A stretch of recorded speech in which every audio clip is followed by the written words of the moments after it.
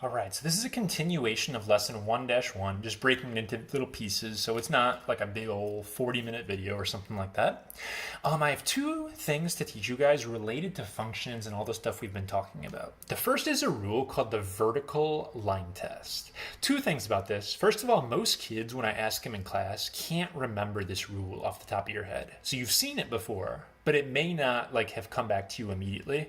Also, kids spell vertical wrong a lot. It's C-A-L, not C-L-E. So the more you know.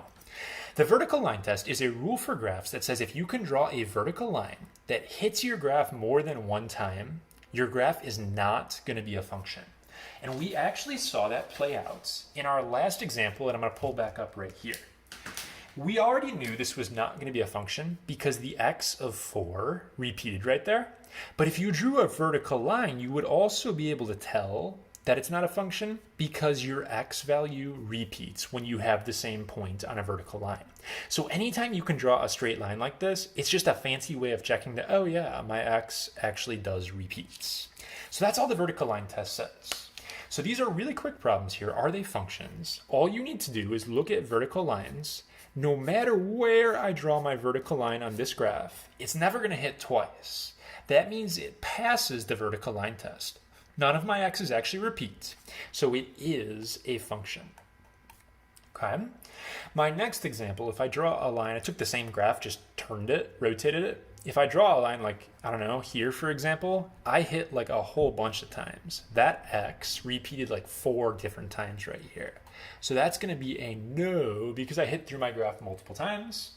And then on my last picture right here, I am passing. It passes almost everywhere, but there's going to be a little spot in that little loop where it hits a couple of times. That makes it a no. So you have to be able to do it anywhere for it to count as a function. So the last topic of our first section is called function notation. And when we're doing these problems like we've been practicing, it's kind of like a little bit of guesswork. Oh, is it a function or is it not? And we're not sure. This notation right here is like a stamp of approval. It says, yes, this thing is a function. I know it's a function. I'm telling you it is. Don't worry about checking it. This means function. So they're already telling you when you see this or this or this that it is a function. The way you pronounce these guys, this first part right here, these are two of the more common ones. You can use whatever letters you want. You would pronounce this guy f of x. That's f of x, most common one by far. And then there's h of t. You could use whatever letters you want, but that's how you would pronounce this out loud. What they'll do is they'll give you an equation like I gave you right here. F of x equals 3x squared minus 10. This f of x or g of t or whatever it is just a substitution of your y variable. So it's a fancy way of writing y, which is your output variable. So all this weird looking thing means is just outputs, okay? Kids get tripped up by the look of it sometimes. 3x squared minus 10 is our equation. And then they say to find what f of negative 3 is.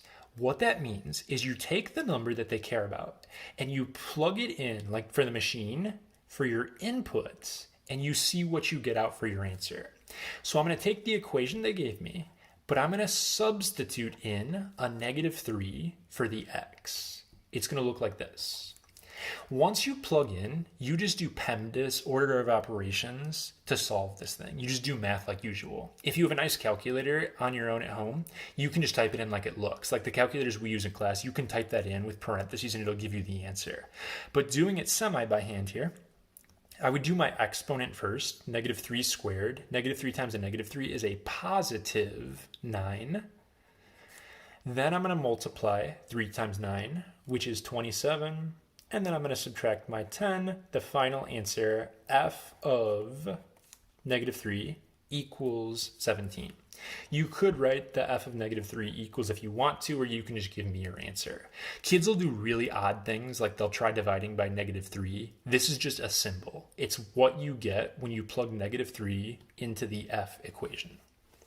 And then our last problem of the video. These are absolute value bars, and it'd be a good chance to practice using those. First thing I'm going to do is plug in a 5 everywhere I see the variable of t.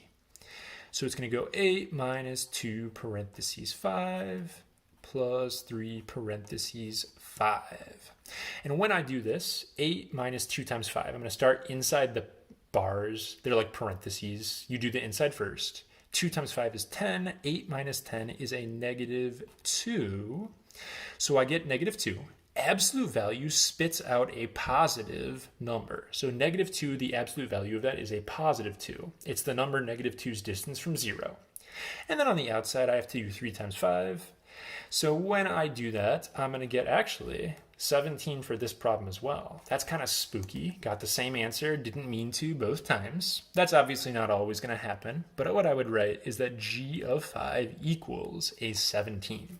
So this sort of problem right here with function notation is basically just plugging in and getting an answer.